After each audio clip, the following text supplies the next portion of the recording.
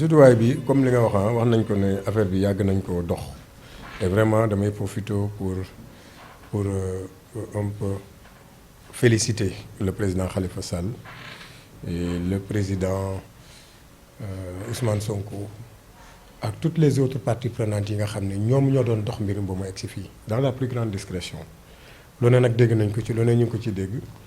man j'ai eu l'honneur de participer à ces pourparlers depuis le début donc daanaka xam naa ci lu bari waaw moo tax su ma déggee nit ñi di wax ay reetaan la may def Sénégal dafa nekk réew moo xam ne nit ñi dañoo xaw a ñeme yàlla.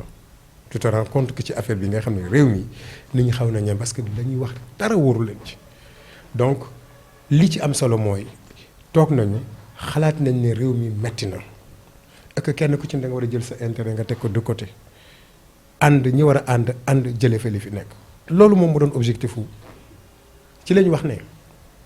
mais loolu mënuñu ko def à 3 ou à 4 mais nag quand même au moins lépp loo gis ci àdduna yéen seen télé bi sax bi ngeen koy créer benn ñaar ñoom ñoo toog waxtaan ci après yaatal ko out personnel ñu di ci liggéey même si waruma ko comparer mais actif mënoo di mettre en place coalition mais 20 ou 30 personnes nga di ko bokkandoo boobaa sax 9 mois yi ñu def dans la plus grande discrétion duñ ko am kon génn na bu yàgg siiw na bu yàgg donc on a dit na ko ñaar ou ñett jël initiative bi. bu ñu demee réfléchir ci principe yi ba pare dañu woo ñi ci des loolu lañu def on a appelé toute l'opposition pour ñu ñëw ñu boole jàkkaarloo ak Macky Sall affaire bi coow yëpp loolu la maintenant li ki des yëpp ce sont des questions d'égo yoo xam ne moom vraiment sénégalais bu ñu déggee sax ñuy wax ci suñuy bopp sax dinañu jëppi nañu xam ne ñun réew mi tax ñu jóg suñu bopp moo tax moo tax ñun on a mis de côté les questions d'intérêt individuel doo dégg benn responsable Pastef wax leneen lu dul li tax a jóg coalition bi muy intérêt sénégalais yi. munoo obligé nit mu ñëw ci coalition te aussi musumaa gis Sénégal coalition boo xam ne mais toute l'opposition est à l'intérieur mais loolu amul. munul am non mais c'est évident munul am na ñoo xam ne du ñu ànd mukk ba abadan du ñu ànd munul nekk musumaa gis Sénégal benn opposition am fi boo xam ni ñëpp a ngi ci biir munul nekk. loolu ce n'est même pas à encourager il faut une diversité dans l'opposition war nañu mën a am 3 blocs forts yoo xam ne dañu jàkkaarloog Macky Sall il y a un bloc qui est là il y a 2 autres blocs qui sont là mais nañ dem où est le problème pourquoi par force damay bokk wala par force doo bokk et on n'a jamais dit que kenn du bokk musuñu ko wax man ci li ma participé man du début à la fin amul benn réunion bu ma ci te musuñoo wax ne du principe bi leen la mooy nañ ci waxtaan na ci am nañu ciy waxtaan mais le principe bi nga xam ne moom la ñëpp partagé mooy après dañ koy ubbi on va aller. Président Khalifa Sall sol na ay dàllam seeti tous les responsables politiques ñëpp amul kenn kuñ ne président Khalifa Sall woowu la loolu gën a tax sax installation coalition bi yéex amul président Ousmane Sonko li mu ci waroon def na ko ça a abouti à ce que ça a abouti et pour man c'est une chance pour le Sénégal ñu am une coalition d'une 20aine de personnes waxuma musi fi am mais lii ak période bi mu amee nii mais c'est une réussite totale donc nañu focus ci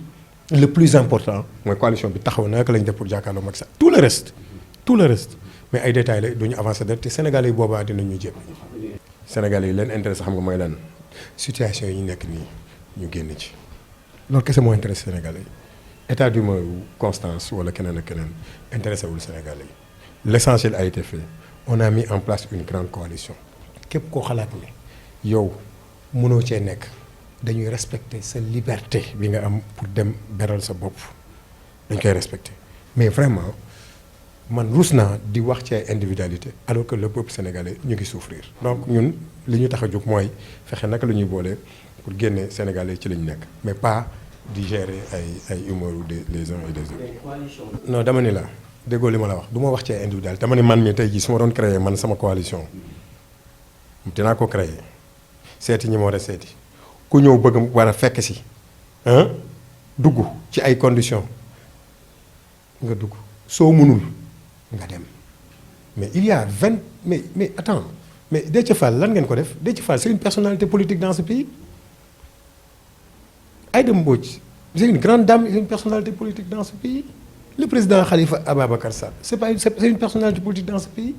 le président Ousmane Sonko c'est une personnalité politique dans ce pays mais ñooñu ñu ngi ci coalition pourquoi waxuñu ñi nga xam ne dañu des ci coalition bi on nous parle de 2 ou 3 individus yi nga xam ne dañoo génn ci coalition bi c'est pas le plus important mooy ñi ci des fas yéene liggéey ku am sa liberté demal dañuy respecter sa liberté dañ lay ñaanal sax yàlla defal la li nga bëgg nga am ko